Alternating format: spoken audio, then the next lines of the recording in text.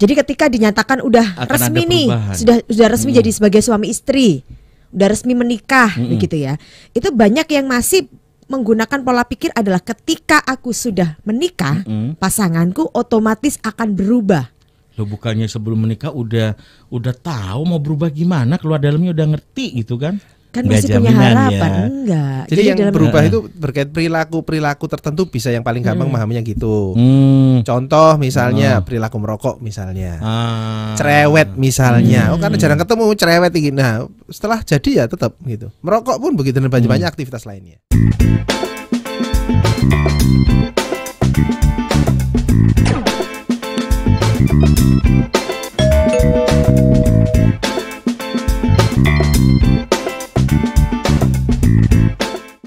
Hari ini nih menarik karena kenapa kita akan banyak membahas, mencari sinyal-sinyal lah, tanda-tanda bagaimana cara mengidentifikasi apakah hubungan yang kita lakukan bersama pasangan, komitmen yang kita jalani dalam pernikahan, tidak harus pernikahan, mungkin dalam relationship pacaran ini sudah ada di titik jenuh atau belum. Anda harus paham sinyal-sinyalnya apa ya. Perwujudan perilakunya apa yang muncul ke permukaan dan bagaimana cara mengatasinya agar tidak sampai buyar. Harapan kita kan seperti itu. Ya, kalau bisa sih hubungan tidak sampai buyar ya.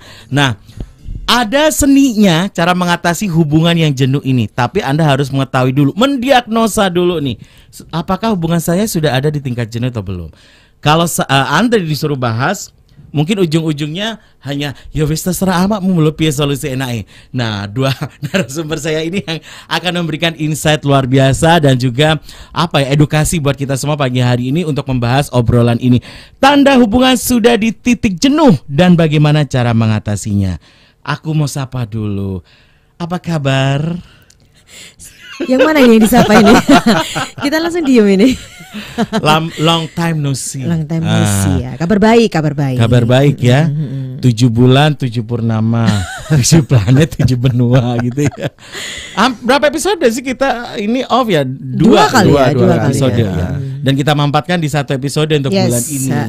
Gak apa-apa lah ya, sahabat Sonora ya, daripada gak ada sama sekali. Mas Okta apa kabar? Spektakuler Mas Andre. Mas Andre sehat? Luar binasa sih sebenarnya. Alhamdulillah. Sehat itu penting ya kayaknya. Kalau bisa sehat masih bisa beraktivitas segala satu. Kak Nitnit apa kabar? Kabar baik. Kabar baik ya. Kak Nitnit, orange apa sih bajunya ini? Orange. Harusnya orange ini ya. Cerah jadi hari cerah Senin ya. gitu Biar ya. semangat. Aku yang saltum. Gitu. Kenapa belum Jumat sudah pakai batik?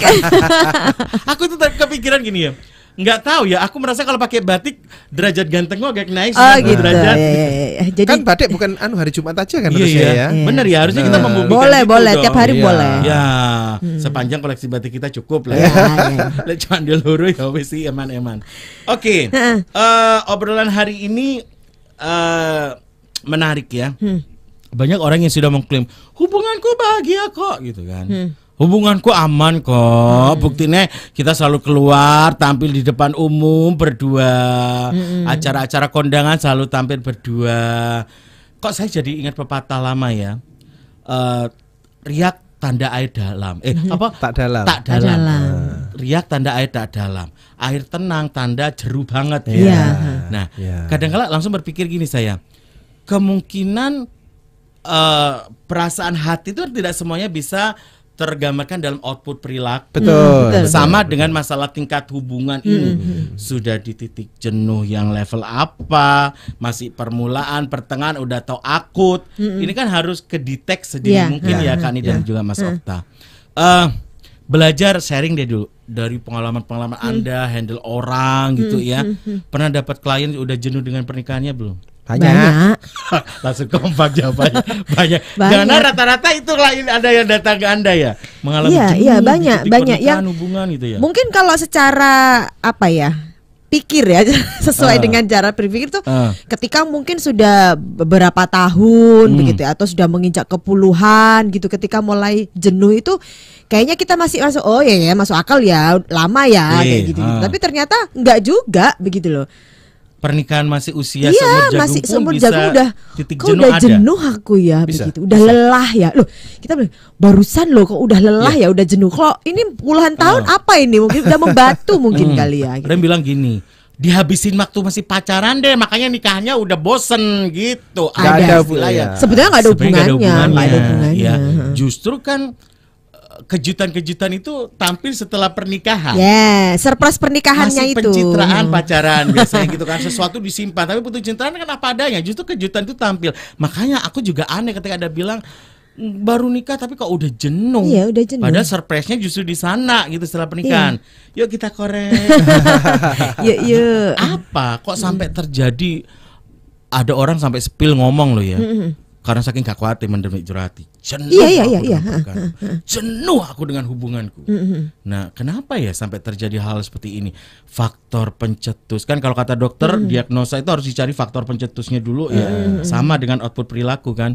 Apa ini faktor pencetusnya kakak-kakak? Iya. Ya, siapa Jadi dulu gini. nih, makan ini toh, Pak Sekta. Yang pasti kan seperti kita sering ngobrol bahwa orang pacaran itu sebelum nikah ya, apapun bentuknya, mau pacaran mau ta'aruf, itu pasti durasi ketemunya pendek. Betul. Ya, karena durasinya pendek itu secara manusiawi itu akan lebih prioritas hal-hal yang menyenangkan saja. Yes, ketemunya begitu setiap ketemu. Pacaran itu. Ya. Oke. Nah, ketika menikah, akhirnya yang dari awalnya misalnya sehari itu paling ketemu 1-2 jam. Ada yang malah ketemunya hanya weekend. Betul. Oke. Begitu menikah, tiap hari ketemu, tiap jam ketemu, 24 jam bisa ketemu. Nah, 4L ya, lo lagi. Empatnya juga sampean. Nah, di situ kan akhirnya ketemu pola-pola kehidupan, kebiasaan pasangan kita yang nggak terdeteksi sebelumnya. Bisa jadi hal yang bisa nggak menyenangkan juga ada, hal-hal yang membosankan juga ada, atau hal yang berbeda dengan style kita juga ada. Nah, ketika itu dipaksakan tanpa ada obrolan untuk mencari konklusi titik tengah, akhirnya ketemu ya bosen, ngono maneh mesti dikandani lho sik pancet ngono ae. Sudah dikasih tahu lho pasti gitu aja, ini bandel udah suka-suka lu lah gitu. Akhirnya itulah akhirnya bosen lah, akhirnya sudah berpikir untuk berpisah lah dan sebagainya. Ada korelasi nggak sih sikap jenuh ini disebabkan karena berbedanya ekspektasi kita terhadap pasangan? Bisa jadi. Kadang-kadang begini, banyak yang masih menganut ya, menganut paham itu adalah bahwa nanti ketika sudah sah, gitu ya, sudah dinyatakan sah, sudah punya statusnya sudah berubah, itu pasti pasangan akan berubah. Bentar, udah sah. Jadi ketika dinyatakan udah Akan resmi ada nih, perubahan. sudah resmi jadi sebagai suami istri, udah resmi menikah, begitu ya. Itu banyak yang masih menggunakan pola pikir adalah ketika aku sudah menikah, pasanganku otomatis akan berubah.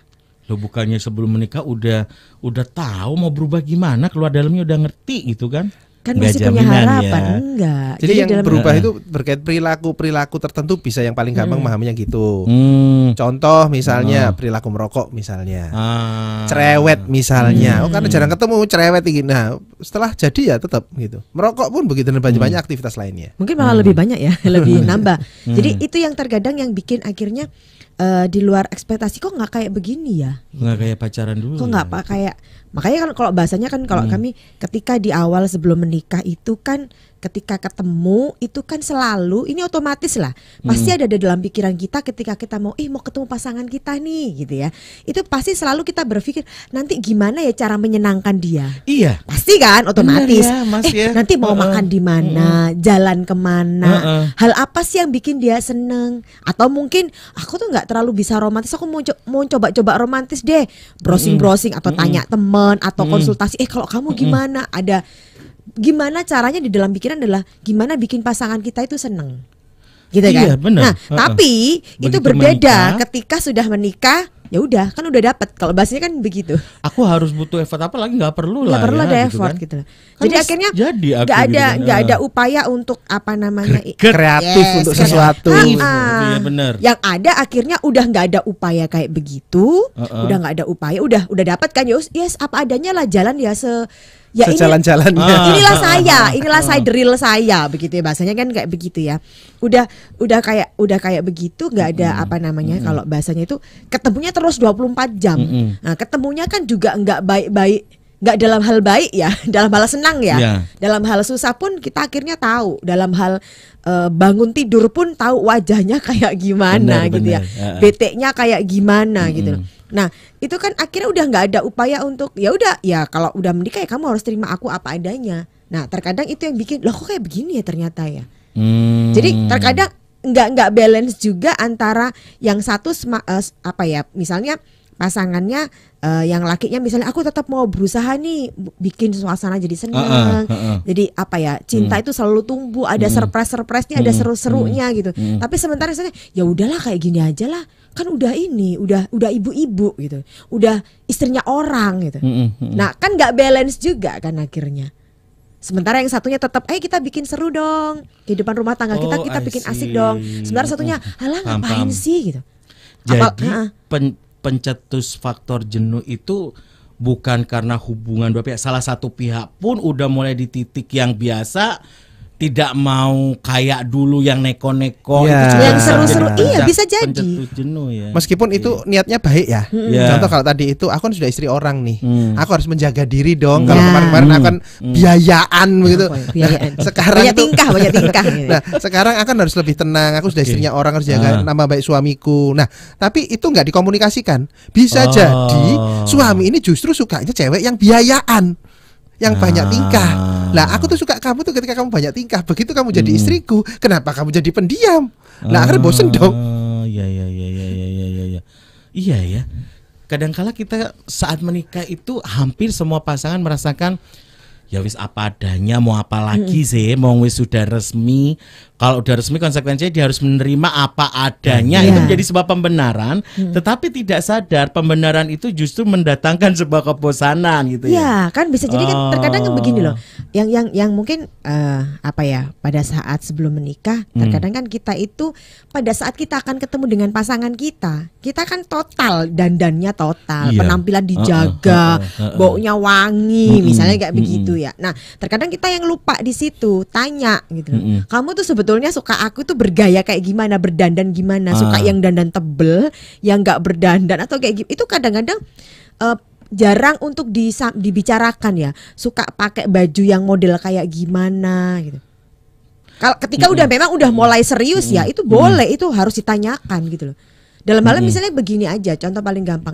Aku tuh suka gitu loh. Kalau kamu itu ya apa ya, kalau dandan yang misalnya nggak usah deh dandan yang terlalu tebel. Misalnya, tapi kalau ini kerjaan kan nggak mau ya. Kalau kerjaan boleh lah. Tapi kalau udah sampai rumah ketemu aku, kalau bisa dandannya ya mungkin pakai bedak sama lipstick gitu aja. Misalnya kayak begitu. Atau di rumah aku tuh nggak seneng lihat kamu tuh di rumah kok bajunya itu kok daster kumane. Nah itu juga perlu ditanyakan loh, gitu. Perlu ditanyakan kenapa sih? Loh, aku suka pakai daster. Aku nggak seneng pakai daster kamu. Kayaknya aku nggak kok kayaknya kok kamu lihatnya kamu jadi ibuku ya. Jadi bukan istriku loh. Itu perlu ditanyakan supaya itu juga jadi apa ya, serunya hubungan itu terus dijaga gitu loh. PR-nya adalah ketika Anda sudah berkomitmen menikah, bukannya Anda ada di zona nyaman ya, tetapi juga mulailah membentuk rekomitmen baru. Jadi udah ada komitmen pacaran, ketika naik level ke jenjang pernikahan, rekomitmen lagi. Yang ada itu pakai standarnya tetap aja, tetap standar pacaran dipakai, atau mungkin nggak ada begitu udah menikah nggak pakai standar, udah apa adanya ya. Lama-lama sehari 2 hari lihat kamu ya kok lama-lama bosen ya aku ya, kok nggak seru ya. Dan tidak banyak dilakukan oleh pasangan. Rekomitmen dilakukan. Kalimatnya bagus, rekomitmen. Karena banyak juga yang akhirnya itu kalau istilah kami itu pernikahan kebatinan. Jadi membuat standar baru tapi tanpa dikomunikasikan. Istri itu yang baik itu gini, suami itu yang baik gini, tapi itu nggak dikomunikasikan. Akhirnya ya kok kamu jadi gini sih, kamu kok jadi berubah sih. Nah padahal menurut yang bersangkutan loh akan sudah melakukan yang terbaik buat kamu, tapi terbaik yang menurut satunya belum tentu cocok buat yang satunya. Cara pandang konvensional bahwa ketika menikah itu sudah tahu dengan pendekatan selama pacaran. No, beda banget. konteks. Beda banget. Jadi akan memasuki tahapan kehidupan baru itu sama dengan belajar dari nol lagi. Yes. Ya, balik lagi karena contoh paling gampang gini. Kenapa kok beda? Kan kita udah sering ketemu, udah sering ngobrol. Beda. Yang diobrolkan pada saat pacaran sama yang diobrolkan pada saat menikah itu sudah beda standarnya. Jam ketemuannya juga udah beda gitu. Dan itu memang harus bikin komitmen baru, harus. Oke. Kira-kira rekomitmen yang paling urgent dan standar harus dilakukan oleh semua pasangan yang mau komitmen nikah apa nih? Yang paling basic banget misalnya. Kamu suka, misalnya bagi yang suami tanya ke istri, kamu suka suami itu yang kayak apa sih? Basic banget itu ya. Basic. Nanti balik, kalau kamu itu suka istri itu yang kayak gimana sih? Biar kenapa ini? Ya biar sama-sama tahu standarnya. Cara pandangnya biar sama. Ada kejadian misalnya gini. Tadi cewek ketika pacaran biayaan ya, banyak tingkah dan sebagainya ya. Oke. Ketika menikah, dia itu pakai standarnya. Berarti kan aku sudah menikah, berarti aku jadi ibu-ibu dong sekarang. Jadi emak-emak dong. Dia pakai standar emak-emak atau ibu-ibu. Apakah ibunya sendiri atau lihat di luar gimana? Padahal style itu suaminya nggak suka. Oke. Nah kan kacau. Padahal dia berpikir aku mau menjaga nama baik suamiku, aku akan jadi lebih diem, pakaiannya lebih ditata, lebih bagaimana, lebih sopan atau bagaimana. Lah itu sesuai dengan standar ibu-ibu, emak-emak kebanyakan. Oke. Nah tapi suaminya nggak suka seperti itu, seleranya bukan seperti itu. Lah kan kacau. Sebetulnya si istrinya kalau kasus ini tadi ya, dia berdandan itu untuk siapa? Untuk dirinya sendiri atau untuk suaminya? Kalau untuk suaminya ya pakai standar suaminya dong. Oke, sudahkah Anda melakukan ini? Kayaknya umumnya belum deh.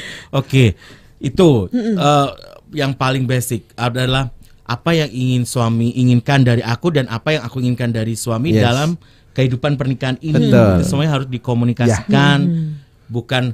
Ya, jangan Anda berharap kita udah chemistry, pasti dari dalam lubuk hati paling dalam kebaca, cari sopo lek gak diomongno ya gak paham. Gak baca-baca. Gitu ya. Kadang-kadang udah ditulis pun gak dibaca. Benar. Ayo kita mulai ya, pasti banyak kesentil deh dengan istilah rekomitmen ini. Oh iya ya. Cara pandang yang klasik konvensional, kalau udah lama pacaran udah jamin nih pasti punya chemistry di pernikahan, belum tentu ya. Karena level kehidupannya udah beda lagi, jadi rekomitmen penting gitu ya. Oke, dapat poin pertama, rekomitmen ya. Kita kembali lagi ke masalah titik jenuh. Gimana sih cara kita mendiagnosa kayaknya pernikahanku, hubunganku udah di titik jenuh? Melalui output perilaku yang munculkah dari tiap person dalam hubungan ini atau gimana? Ya.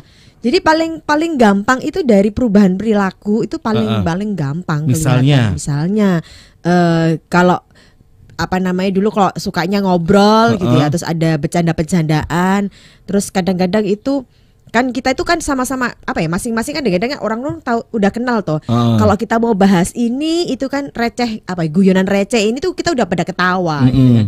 Ternyata kok nggak ada respon ya, nggak ketawa ya. Padahal kondisinya lagi santai kayak begitu. Sinyal itu sebenarnya harus ditangkap ya. Bisa jadi kok agak-agak kok kita ketika bahas salah satunya ngobrol begitu terus kok ditanggepinnya cuman ini pas posisinya lagi nggak sibuk ya. Kalau lagi sibuk ya kan memang tidak bisa dibuat kan. Gitu.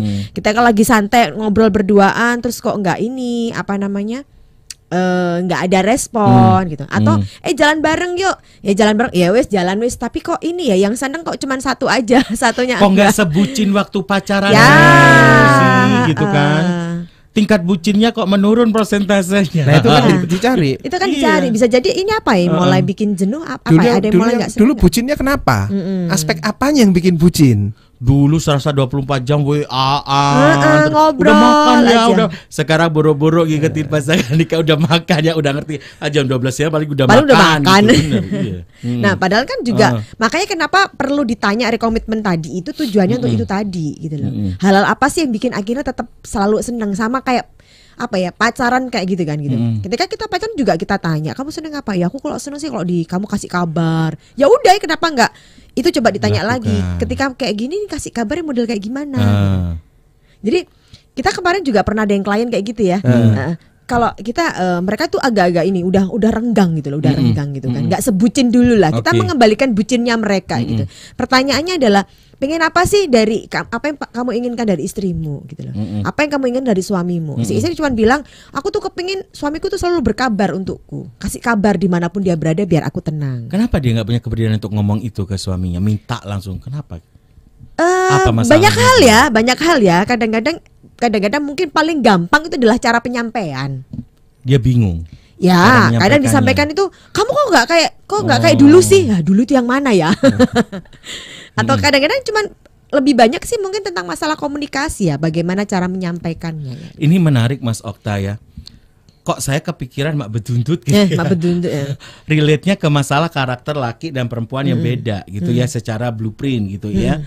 Yang satu basic on logic, yang satu basic on reason, perasaan gitu kan. Nah,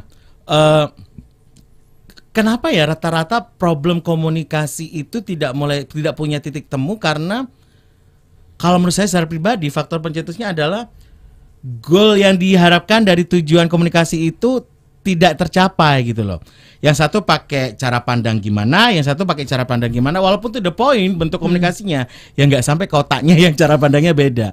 Nah harusnya agar komunikasi itu punya titik temu yang titik paham yang sama, harusnya gimana bentuk komunikasi yang baik itu gitu. Bentuknya adalah kita harus bisa melihat lawan bicara kita. Ini bukan terjadi hanya pada suami istri, pada semua orang. Betul. Secara alami orang itu akan berpendapat sesuai dengan dirinya. Iya. Contoh ini, lepas dari ini kemarin tuh ada ngobrol-ngobrol sebuah organisasi ada orang nyumbang sekian juta gitu ya. Yang dikasih sumbangan nih, aduh apa nggak sayang ya uang segitu dikasihin ya. Loh padahal bagi yang nyumbang itu uang kecil. Tapi bagi yang menerima uang, karena dia pakai pola pikirnya dia, hidupnya dia, oh itu uang besar. Oke, paham ya. Nah harusnya dia gimana caranya bisa merespon dengan baik? Dia pakai cara pikirnya orang itu. Oh orang itu uangnya gede, jadi uang itu kecil bagi dia. Akhirnya kita nerimanya lebih ringan. Sama juga laki-laki berpikir pakai caranya dia berpikir orang lain termasuk perempuan itu juga berpikir seperti dia.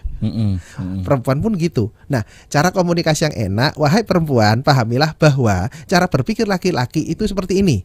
Fokus, simple to the point. Fokus, simple to the point. Ya itu laki-laki.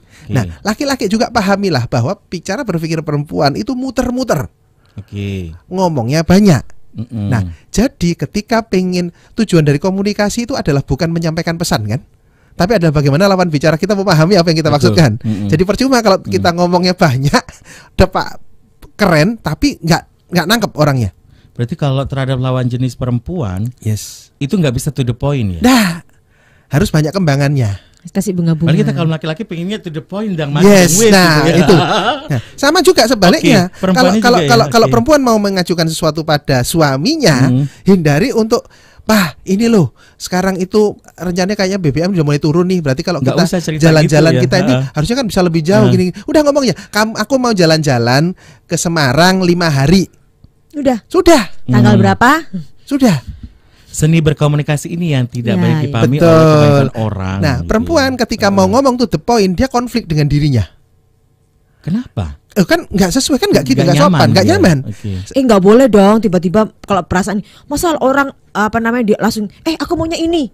Kan nggak bisa, harus yang agak sopan. Rencananya ini gini loh. Ini kan udah mulai ini. Jadi ada pembukaannya dulu. Gitu ya. Laki-laki pun sama. Ketika mau ngomong tuh itu muter. Aduh ribet banget sih gini kan udah selesai. Udah beres kan. Nah, jadi sebetulnya ketika kita membangun komunikasi, pahami lawan bicara kita siapa. Kalau ngomong sama istri, istriku adalah perempuan, maka aku harus ngomong dengan cara perempuan. Istri pun begitu. Suamiku laki-laki, jadi aku harus ngomong dengan caranya dia, laki-laki to the point. Gitu. Yuk mulai diterapkan yuk. Kayaknya iya memang Anda merasa aku tuh udah menjelaskan tapi kok gak paham. Mungkin cara dan seni teknik komunikasi Anda yang tidak sesuai. Gitu ya. Jadi walaupun ya kalau aku sudah paham, ya itu adalah perspektif Anda. Pemahaman Anda. Kalau semuanya melalui pemahaman personal, ya lawan bicara nggak paham. Kira-kira kayak gitu.